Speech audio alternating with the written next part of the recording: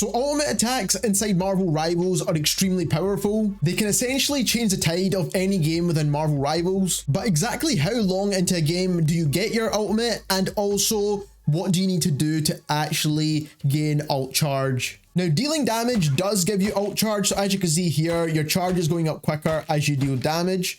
Now, also what gives you ult charge is any secondary attacks you have. That will also gain you quicker ult charge as well as you're also dealing damage. Getting critical hits will give you additional faster ult charge. So you're actually going to get more ult charge by landing critical hits. And doing melee attacks will also grant you ult charge as well a little bit faster. Now, healing your team will also grant you ult charge. So as you can see here, as you're healing your team, your ult charge will go up a lot quicker. So what does not give you ult charge? Any movement based abilities. So as you can see here, using Moon Knight's double jump does not give you ult charge, and also his grapple hook does not give you ult charge.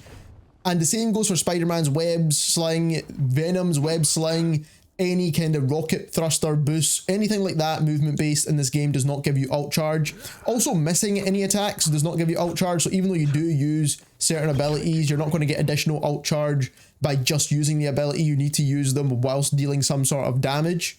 Blocking incoming damage does not give you additional ult charge. As you can see, the charge at the bottom is staying basically the same, going up gradually, even though you're taking damage into his shield. Finally, dealing damage off of your ult itself does not grant you ult charge. As you can see here, you cannot gain any sort of ult charge whatsoever whilst your ultimate is in running. So the testing that we did now for every single hero within this game, which took a very long time by the way, so if you do enjoy this video, don't forget to subscribe. Basically, we used the ultimate up. So as you can see here, we've got the ultimate. We waited until the ultimate actually ran out, because that would mean that we definitely had 0% ult charge. We're starting from fresh. And basically what we did is we stood idle with our hero. So as you can see, we've got Rocket here. We're standing idle. We're basically just running around and waiting to see how long it takes for the ult charge to actually build up without you taking any actions whatsoever.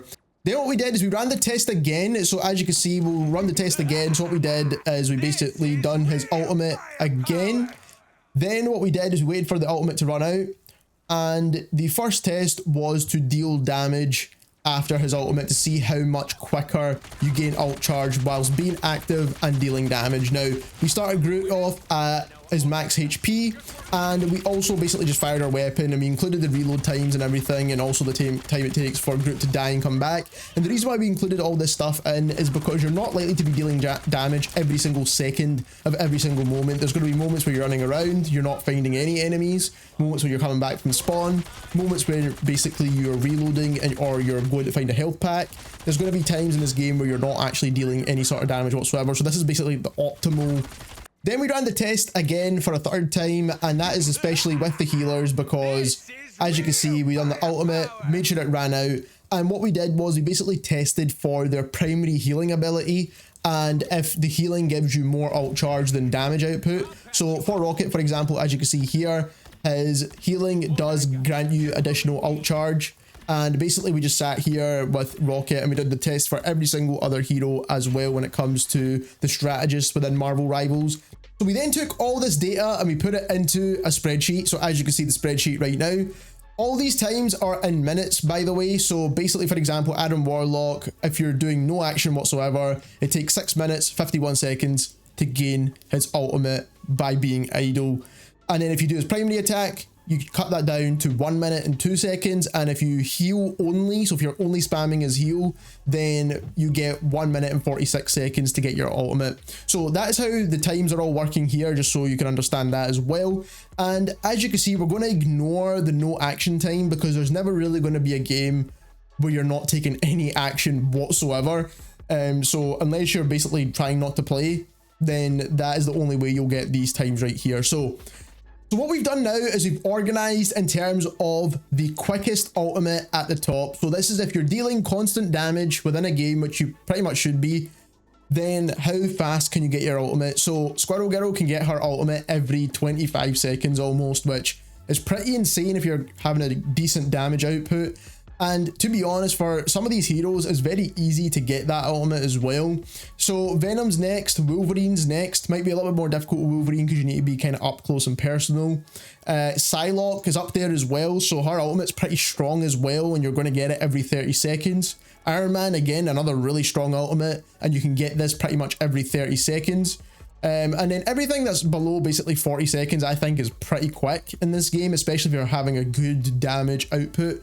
And you're going to get them really, really fast. So considering some actual abilities in this game, for example, Doctor Strange's portal takes longer to gain than his actual ultimate is pretty crazy if you think about it. So that is something I do want to point out. Now, when it comes to healing, healing never outputs a faster ultimate gain than damage does. So even if you're a healer, you still want to output damage to make sure you get your ultimate as quick as possible. And what I mean by this is what you can see right now. So we're organizing in terms of all the strategists at the top here. So this is their healing output. So if you're only healing with the strategist, then you'll basically get these ultimates as quick as possible. So essentially, Rocket's ultimate is the fastest one to gain.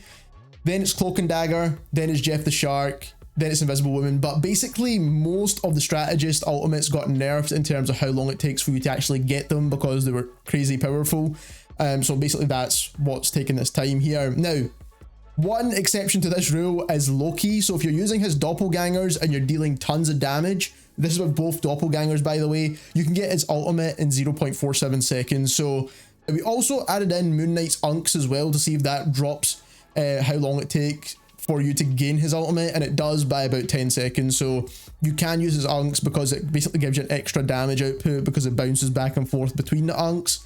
We also tested Hawkeye with full charges. So basically we spam fired his bow for the 0.45 seconds.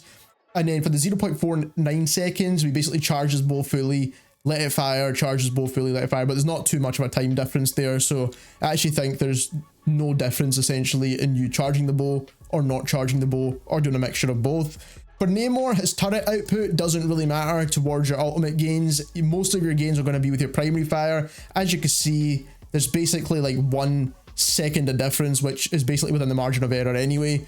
And then when it comes to Spider-Man, if you use his sticky webs in between doing his melee attacks, you can cut it down by 9 seconds. But again, it's not a massive change there.